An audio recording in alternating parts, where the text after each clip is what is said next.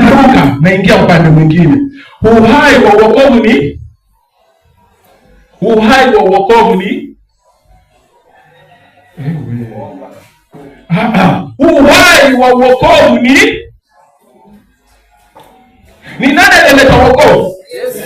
Kwa hivyo uhai wa wokovu ni na Yesu Kristo ni Yohana 1:14, naye neno alifanyika kuwa mwili akakaa kwetu. Kwa hivyo uhai wa wokovu ni Kristo, ambapo kama ni Kristo basi uhai wa wokovu ni neno la Kristo. Kwa hivyo ninakuja na kuambia hata uhai wa ndoa yako ni neno la mume wako. Ukifanya mchezo mume wako afunge kuongea na wewe, uhai wa hiyo ndoa imeisha.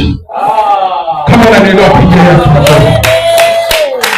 Kwa hivyo angalia kile unachoongea, kama vile unapoongea na Kristo, au zaki ovyo ovyo, na kuna mambo unajiwekea mipaka na Kristo, si ndio hivyo? Basi jiwekee mipaka pia na mume wako, maana maandiko yanasema mume ni kichwa cha mwanamke na Kristo ni kichwa cha mwanamume. Hiyo haifungiki. Hata kama unalipa milioni 5 na mke na mume wako analipa 30,000, atabaki kwa mfalme, na hiyo ndio taratibu ya Kristo.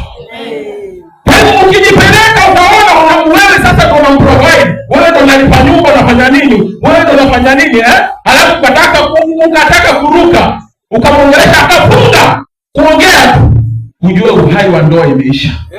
Sawa na uokovu. Ukijifanya kimbelembele unajua sana katika uokovu, Kristo anakuacha, unabaki debe tupu. Wana wakikupiga unasikia tu kelele, lakini huna tena Kristo. Maana uhai umeisha. Pigia Yesu makofi.